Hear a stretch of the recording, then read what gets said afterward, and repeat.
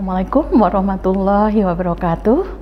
Adik-adik mahasiswa yang berbahagia, pada kesempatan hari ini ya kita coba akan membahas tentang materi segmentasi pasar dan target market.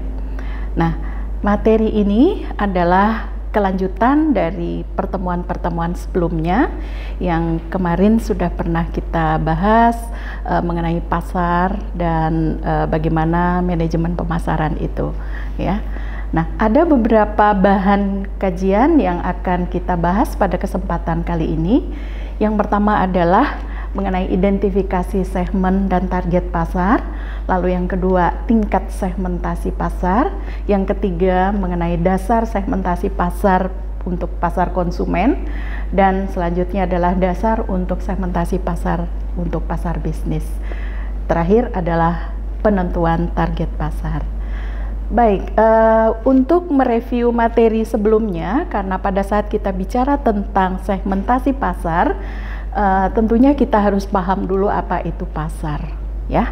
Nah, di sini Ibu akan coba sajikan pengertian pasar menurut William Stanton, ya, bahwa pasar itu adalah merupakan seperangkat pembeli aktual dan juga potensial dari suatu produk ataupun jasa. Dan yang perlu kita ketahui juga bahwa pasar itu sangat besar, pasar itu luas, pasar itu beraneka ragam ya. Tentunya bagi pihak perusahaan tidak mudah untuk melayani pelanggan yang sangat besar, luas ataupun bermacam ragam. Nah, oleh karena itu dalam hal ini perusahaan perlu ya mengidentifikasi mana segmen yang akan mereka layani. Untuk apa? Ya, untuk menentukan bagaimana strategi-strategi pemasaran yang akan dilakukan, bagaimana agar strategi pemasaran itu menjadi efektif. Ya, apa yang harus dipersiapkan dalam hal ini? Yang pertama adalah pahami perilaku konsumen. Seperti apa perilaku konsumen? Ya, memang tidak mudah memahami perilaku konsumen. Karena apa? Perilaku konsumen itu sangat kompleks. Ya, itu yang pertama. Lalu yang kedua mengenai rencana pemasaran. Bagaimana rencana pemasaran yang akan dijalankan oleh pihak perusahaan ya, agar supaya pasar yang dilayani itu memang tepat dengan rencana pemasaran yang tepat. Lalu yang ketiga itu adalah bagaimana membuat agar masing-masing segmen itu menjadi unik ya dan berbeda antara satu segmen dengan segmen yang lain. Oke, selanjutnya ya di sini pihak perusahaan ya perlu berpikir bagaimana agar marketing itu menjadi efektif. Dan tidak hanya itu saja, marketing itu menjadi lebih efisien ya. Tentunya di sini di dalam menentukan pasar sasaran atau pemasaran sasaran ya, ada inti strategi pemasaran yang bisa digunakan oleh pihak perusahaan. Apa itu? Yang sering kita kenal dengan istilah STP ya. Nah, apa STP? Strateginya seperti apa? Ya, ada 3 unsur di dalam strategi pemasaran yang bisa digunakan oleh perusahaan. Yang pertama adalah S-nya itu adalah segmentasi pasar. Ya. Yang kedua itu adalah target pasar dan yang ketiga positioning. Nah, segmentasi pasar tentunya di sini sudah menjadi satu kebutuhan bagi perusahaan di dalam melayani pelanggannya, di dalam melayani pasarnya. Kenapa?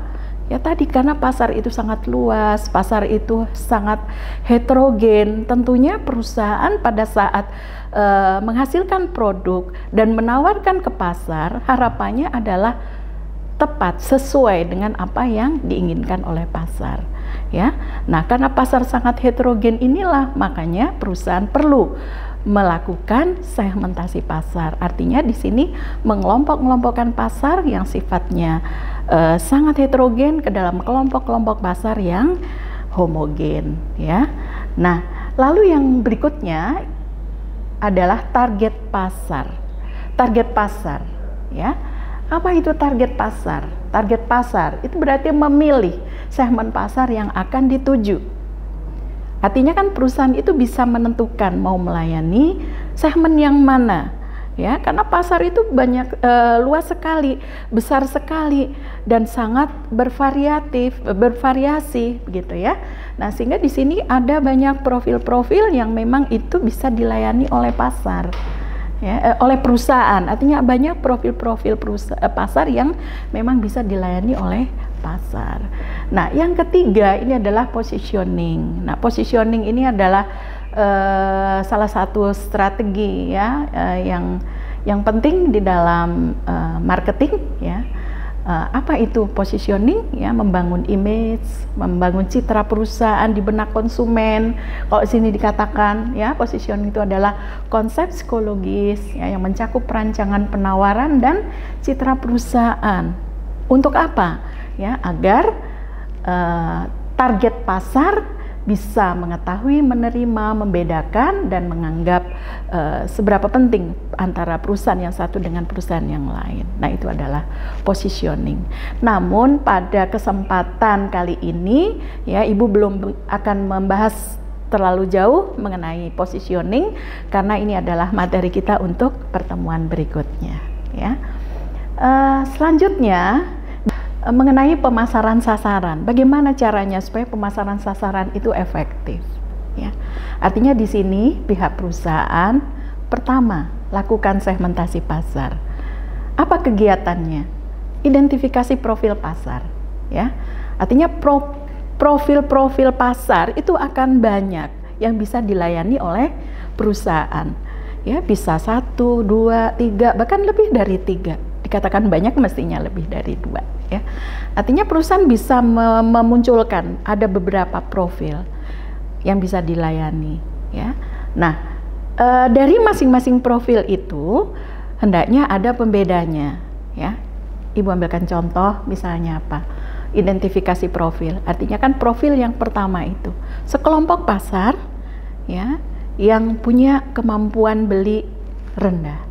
Lalu profil yang kedua, sekelompok pasar yang punya kemampuan beli menengah ya. Dan sekelompok pasar yang ketiga adalah yang punya kemampuan beli atau daya belinya tinggi.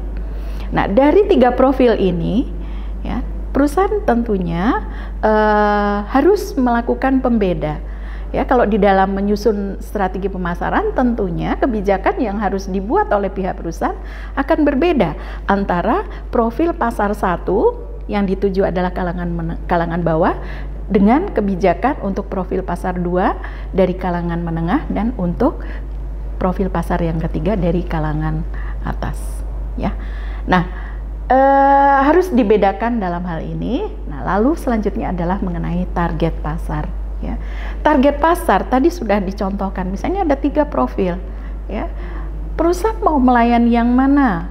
Mau melayani profil yang pertama, atau memilih melayani yang kedua, atau memilih yang ketiga, atau mau dipilih semua, itu pun boleh, asal memang perusahaan mampu untuk melayani semua profil segmen yang ada ya. Nah, itu yang namanya proses memilih segmen mana yang akan dilayani disebut dengan target pasar. Nah, baik, Ibu akan berikan ilustrasi ya atau contoh untuk membedakan seperti apa gambarannya ya antara segmen yang satu dengan segmen yang lain, atau target pasar yang satu dengan target pasar yang lain yang itu dilakukan, yang sudah dipilih oleh perusahaan. Ya, kita ambil contoh saja misalnya jasa cukur rambut ya. Nah, contohnya gampang ya, mudah-mudahan ini mudah dipahami. Jasa cukur rambut, kita bisa lihat ada jasa cukur rambut yang dilakukan atau yang didirikan misalnya dilakukan di sekitar kampung tempat tinggal misalnya, atau di pinggir trotoar misalnya ya, di kaki 5 misalnya seperti itu. Nah, berarti kalau kita lihat tuh profil pasarnya seperti apa? Berarti di sini kan dari kalangan bawah ya. Nah, untuk pasar yang profil pasar yang berasal dari kalangan bawah, konsumen yang dari kalangan bawah, tentunya kan kebijakan marketing mix-nya harus berbeda ya. Kebijakan marketing mix-nya berbeda ya. Apa yang membedakan? Jasa ya, sama-sama cukur rambut, tetapi jasa yang diberikan ya tentunya akan berbeda. Produknya ya paling manfaat inti saja yang bisa diberikan, ya. Artinya dengan mencukur, menata rambut itu sudah cukup, ya. Lalu dengan peralatan yang sederhana, ya. Nah, yang penting rambut sudah ditata, itu sudah cukup. Dengan tempat kursi, tidak harus pakai kursi putar, cukup pakai bangku. Yang penting peralatan cukurnya lengkap, ada kaca, ada sisir, ada gunting, itu sudah cukup. Ya, sehingga di sini pemenuhan kebutuhan konsumen sudah diperoleh atau sudah dipenuhi, ya. Nah, ini kan sederhana, namun manfaat inti dari cukur rambut sudah bisa dirasakan oleh konsumen. Nah, tentunya terkait dengan harga itu juga akan lebih murah, ya. Kita bicara dalam marketing mix ada berapa? 4P, produk, tadi jasa. Ya, jasanya yang penting sesuai, ya, dengan apa yang diharapkan konsumen. Lalu harganya ya relatif murah karena tidak menuntut harus sewa tempat, tidak menuntut harus dengan peralatan yang canggih begitu, ya. Tidak harus ada AC, cukup AC alami misalkan seperti itu. Nah, itu kan membuat harga yang dikenakan kepada konsumen relatif lebih murah gitu. Nah, lalu profil yang kedua, sama-sama jasa menata rambut, ya. Tapi di sini jasanya dikelola dengan menyewa tempat atau mungkin seringkali kita sebut dengan apa ya? Salon misalnya, ya, salon penata rambut misalkan seperti itu. Nah, tentunya ini kan juga dari sisi marketing mix-nya akan berbeda, ya, produk atau jasanya akan berbeda, peralatan yang digunakan yang diberikan kepada konsumen di dalam melayani konsumen itu juga akan berbeda, ya. Ada peralatan yang menggunakan fasilitas teknologi misalnya, ya. Nah, harus ada apa misalnya blower, harus ada apa untuk alat untuk rebonding dan lain sebagainya misalkan seperti itu. Ya, artinya kan peralatan yang dibutuhkan juga harus lebih modern, ya, sehingga menuntut konsekuensinya harga itu akan menjadi lebih mahal, ya. Nah, apalagi dari sisi tempat tadi kan sudah, ya, Ibu sampaikan, artinya kalau dari sisi tempat harus menyediakan tempat, ada fasilitas yang bisa digunakan oleh konsumen, ya, ada kursinya, ada kacanya, ada peralatan yang modern begitu. Mungkin ada ruangan yang relatif, ya, lebih nyaman bagi konsumen gitu kan. Nah, ini juga bentuk profil dari profil pasar yang kedua, ya. Lalu yang ketiga, profil pasar yang berasal dari atau konsumen yang akan dilayani adalah dari kalangan atas. Apa itu? Ya, misalnya membuka jasa penataan rambut yang ada di mall atau di pusat perbelanjaan modern, misalkan seperti itu. Apa konsekuensinya? Konsekuensinya tentunya di sini dituntut jasa harus berkualitas lebih, ya, gitu. Konsekuensi yang lain apa? Harga akan menjadi lebih mahal, ya. Dari sisi place-nya, ya, tempatnya harus benar-benar membuat konsumen itu nyaman pada saat rambutnya ditata atau selama rambutnya ditata di sana. Ada servis-servis yang lain, atmosfer store-nya itu juga akan menyesuaikan seperti itu, ya. Nah, lalu dari sisi promosi tentunya juga akan disesuaikan dengan siapa yang akan dijadikan sebagai pasar sasaran. Kalau itu dari kalangan menengah, tentunya kan nggak cukup hanya dengan brosur yang fotokopian, ya. Jadi harus memang dibuat dalam bentuk katalog ataupun era teknologi kan ini sudah canggih, ya. Artinya menggunakan berbagai macam media dengan berbagai macam daya tarik yang menggunakan fasilitas teknologi. Nah, ini konsekuensi dari 3 profil yang berbeda. Artinya mana yang akan dilayani oleh perusahaan? Yang tadi, ya, jasa cukur yang di pinggir jalan harganya murah gitu, ya, tetapi banyak juga konsumennya. Karena apa? Target pasarnya memang sudah jelas gitu, ya. Nah, lalu tadi yang menengah, ya, banyak juga konsumennya, ya, tetapi dalam hal ini biasanya konsumen itu sudah mulai punya banyak keinginan, ya, sudah mulai menuntut, wah rambut saya kalau ditata ya harus lebih rapi, harus lebih bagus, kenapa saya milih salon ini? Artinya sudah mulai membanding-bandingkan antara jasa yang satu dengan jasa yang lain.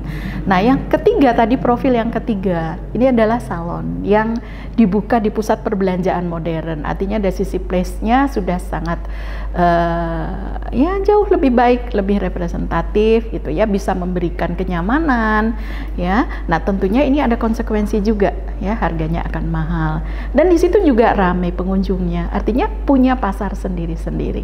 Nah kita kembali lagi ke materi, artinya target pasar yang mana yang akan dilayani, mau melayani profil yang pertama atau mau melayani yang kedua atau mau melayani yang ketiga, semua dikembalikan kepada perusahaan ya. Oke, baik, untuk positioning nanti kita akan lanjutkan di pertemuan berikutnya ya. Ibu akan lanjutkan mengenai tingkat segmentasi pasar ya. Jadi bagaimana latar belakang kok muncul ada segmentasi pasar ya. Semula itu berawal dari pemasaran massal. Jadi kalau dulu ya, karena persaingan belum begitu ketat ya, orang masih bisa menggunakan, atau perusahaan masih bisa menggunakan strategi pemasaran massal ini ya. Artinya semua serba sama ya, produknya sama buat semua ya, promosinya sama buat semua, artinya semua bersifat massal. Nah namun dengan tingkat persaingannya semakin ketat, tentunya di sini ya pihak perusahaan sudah harus berpikir ke arah segmentasi pasar ya, yaitu pada pemasaran segmen ya. Jadi menentukan mana karakter segmen seperti apa yang akan dilayani ya. Lalu juga bisa melayani pemasaran ceruk. Pemasaran ceruk itu adalah pemasaran menggunakan atau mengelola wilayah pasar yang relatif itu agak diabaikan oleh perusahaan-perusahaan besar ya, misalnya pada spesialisasi atau mungkin pada jasa ya, jasa konsultan manajemen, jasa konsultan pajak misalnya ya. Itu adalah kelompok-kelompok dari pemasaran ceruk yang bisa digarap oleh pihak perusahaan. Lalu yang ketiga adalah pemasaran lokal. Nah kalau pemasaran lokal berarti kan di sini lebih pemenuhan kebutuhan pada masyarakat atau konsumen-konsumen lokal ya, pelanggan lokal. Dan yang keempat ini pemasaran individual atau customize ya, artinya memenuhi apa sih yang benar-benar diinginkan oleh kelompok-kelompok konsumen secara khusus begitu. Jadi nah itu tadi ya mengenai tingkat segmentasi pasar. Lanjut mengenai dasar segmentasi pasar, artinya kita kembali lagi, tadi kan di topik kita adalah identifikasi segmen ya. Nah dalam mengidentifikasi segmen di sini ada dasar-dasar segmentasi pasar yang bisa digunakan ya. Apa saja ya? Ada 4. Yang pertama adalah segmentasi geografis, yang kedua segmentasi demografis, yang ketiga adalah segmentasi psikografis, dan yang keempat adalah segmentasi perilaku. Nah tentunya dasar-dasar segmentasi ini bisa dikombinasi ya pada saat perusahaan itu akan melakukan identifikasi segmen pasarnya ya. Nah yang dimaksud dengan segmentasi geografis tadi apa ya? Segmentasi geografis berarti kan di sini melakukan segmentasi pasar ya berdasarkan wilayah, negara, kota misalnya seperti itu ya. Artinya membatasi, kita punya bisnis, saya akan melayani hanya pada wilayah misalnya DIY saja atau DIY Jateng misalnya, atau seluruh Indonesia misalkan seperti itu ya. Lalu segmentasi demografis. Segmentasi demografis di sini adalah melakukan segmentasi pasar tapi menggunakan variabel usia, siklus hidup, jenis kelamin, pendapatan, dan kelas sosial. Ya, kita lihat kalau usia itu kan ada tingkatan, mulai, oh saya mau memilih profil segmen sini melayani konsumen dari usia remaja saja atau hanya usia dewasa saja misalnya. Atau dari sisi pendapatan, ya. Dan kalau dari sisi pendapatan berarti di sini bisa tadi kalangan bawah, kalangan menengah atau kalangan atas. Dari jenis kelamin tentunya kan ya bisa dipilih pria atau wanita, ya. Yang ketiga, segmentasi psikografis. Nah, untuk segmentasi psikografis berarti di sini pengelompokan pasar itu ya dilakukan berdasarkan kepribadian, ya. Orang-orang yang senang bergaul misalnya, ya, yang punya gaya hidup, oh udah mulai sekarang misalnya tren pada gaya hidup sehat, ya, ini kan bisa dijadikan satu profil segmen begitu. Orang-orang yang sudah mulai sadar bahwa saya harus hidup sehat, ya, jadi mulai dari makanan yang akan dikonsumsi gitu ya. Nah, ini kan makanan apa saja yang memang dibutuhkan oleh kelompok-kelompok konsumen yang memang sudah mulai punya kesadaran untuk gaya hidup sehat, ya. Yang keempat adalah segmentasi perilaku.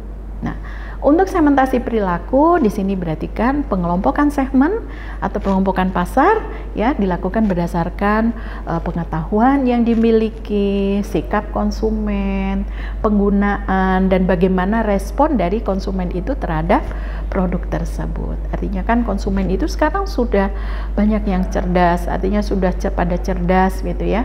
Untuk memilih produk itu sudah sangat selektif. Nah, ini bisa dijadikan sebagai dasar di dalam menentukan profil segmen. Nah, itu tadi tentang dasar segmentasi yang bisa digunakan oleh pemasar, ya. Selanjutnya, ya, Ibu akan sampaikan mengenai dasar segmentasi pasar bisnis. Nah, pasar itu kan pada bahasan sebelumnya itu kan ada pasar konsumen dan juga ada pasar bisnis. Nah, untuk pasar konsumen berarti di sini kan pasar itu terdiri dari kumpulan konsumen akhir yang mengkonsumsi barang atau jasa secara langsung, ya. Nah, sedangkan pasar bisnis di sini kan adalah sekumpulan orang ya yang membeli produk ataupun jasa itu untuk dijual kembali atau diolah. Pada prinsipnya di dalam menentukan segmentasi pasar, variabel-variabel yang digunakan adalah sama, ya. Bisa menggunakan variabel geografis, bisa menggunakan apa manfaat yang dicari oleh para pelaku bisnis itu atau pasar sasaran itu, dan juga bisa menggunakan variabel-variabel lain, misalnya faktor situasional, ya, karakteristik pribadi, atau mungkin juga pada pendekatan pembelian. Nah, itu untuk dasar segmentasi pasar bisnis, ya. Baik, adik-adik mahasiswa, Ibu masih akan melanjutkan ya mengenai pembahasan segmentasi pasar ini, ya. Kita coba masuk pada penentuan target pasar, ya. Nah, di dalam melakukan segmentasi tentunya pemasar atau pihak perusahaan itu tidak hanya asal menentukan profil segmen, tetapi ada beberapa kriteria penting yang harus diperhatikan agar segmen pasar itu efektif. Apa itu? Ya, yang pertama kriterianya harus terukur. Ya, kriterianya harus terukur. Artinya segmen itu terukur. Seberapa banyak sih kira-kira jumlah konsumennya? Misalnya ya, kalau misalnya yang dilayani itu adalah mahasiswa, gitu ya. Nah, tentunya kan kita bisa tahu berapa banyak jumlah mahasiswa. Ya, mau dipersempit lagi misalnya hanya di wilayah kampus, ya jumlah mahasiswa aktif itu berapa? Tentunya yang bisa dijadikan sebagai target berapa persen dari jumlah mahasiswa tersebut. Artinya kan itu bisa terukur dan jelas bisa diketahui punya daya beli, ya kan? Nah, itu yang dimaksud dengan kriteria yang pertama. Lalu kriteria yang kedua, substansial. Artinya segmen itu besar. Ya, kalau segmennya kecil berarti di sini bagaimana perusahaan mau mendapatkan target volume penjualannya, ya. Kalau pasar itu artinya profil itu relatif kecil gitu kan. Tentunya itu tidak menguntungkan, ya. Dan kriteria yang ketiga itu adalah dapat diakses. Artinya segmen itu bisa dijangkau, ya, bisa dijangkau dalam artian bisa dilayani secara efektif, ya. Jadi tidak mengalami kendala di dalam melayani pasar itu. Lalu yang keempat adalah dapat didiferensiasi, artinya bisa dibedakan, ya, bisa dibedakan sehingga bisa diciptakan bagaimana keunikan dan kelebihan dari masing-masing segmen. Lalu yang kelima adalah dapat ditindaklanjuti, seperti itu, ya. Program yang efektif bisa diformulasikan seperti apa, ya, rencana-rencana pemasaran atau dari sisi marketing mix-nya itu semua bisa dilakukan dalam rangka melayani segmen. Nah, dalam penentuan target pasar tidak hanya memperhatikan kriteria saja, ya, namun juga perlu mengevaluasi dan memilih segmen pasar, ya. Artinya dalam mengevaluasi segmen pasar yang berbeda, perusahaan itu perlu melihat dua faktor, ya. Apa saja faktornya? Ya, yang pertama adalah daya tarik dari keseluruhan segmen, ya, dan bagaimana sumber daya yang dimiliki oleh pihak perusahaan. Itu juga harus dikenali terlebih dahulu oleh pihak perusahaan. Nah, lanjut ke tahap berikutnya, apa yang harus dilakukan? Ya, artinya perusahaan bisa memilih mana pola pemasaran yang akan dilakukan. Dalam hal ini ada 5 pilihan pola pasar sasaran.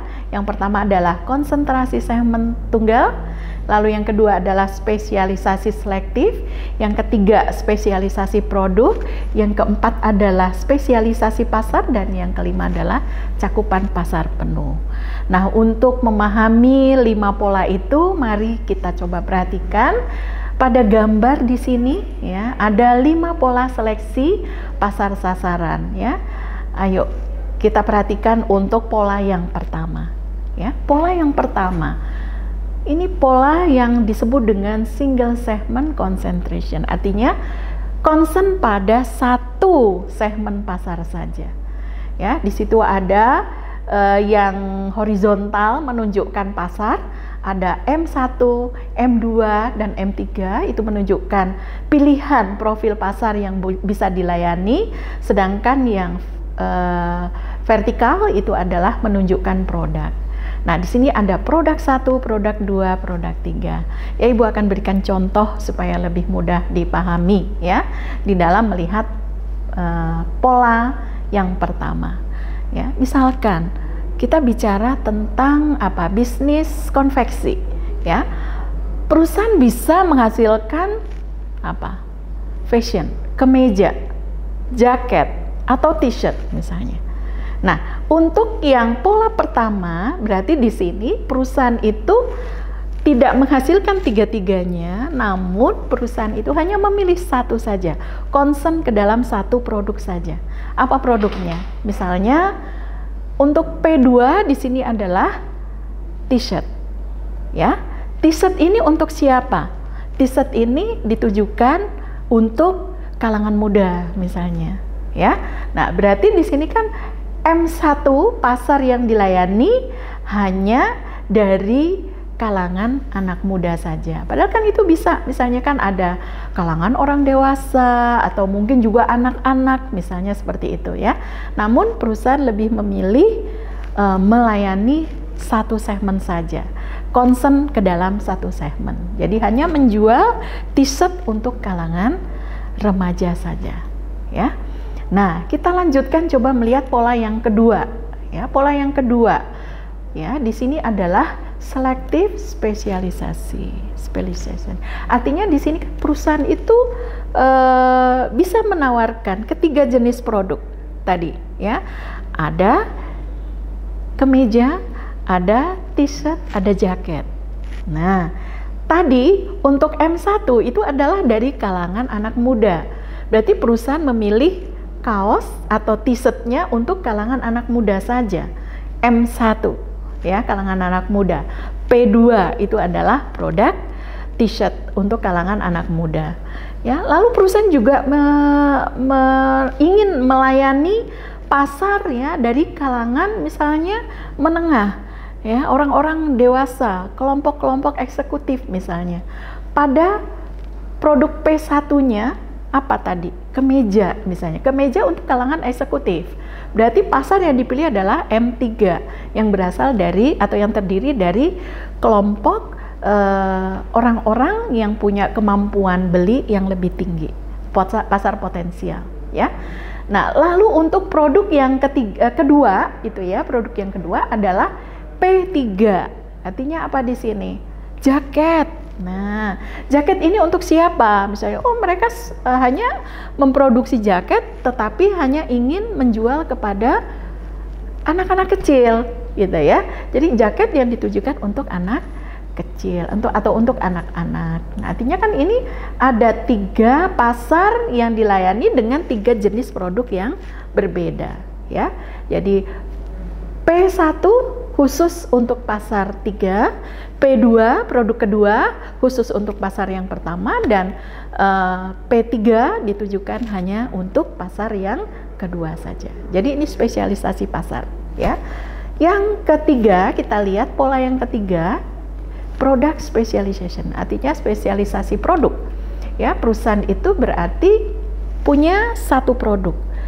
Tadi untuk P2 apa? Kita ambil contoh t-shirt.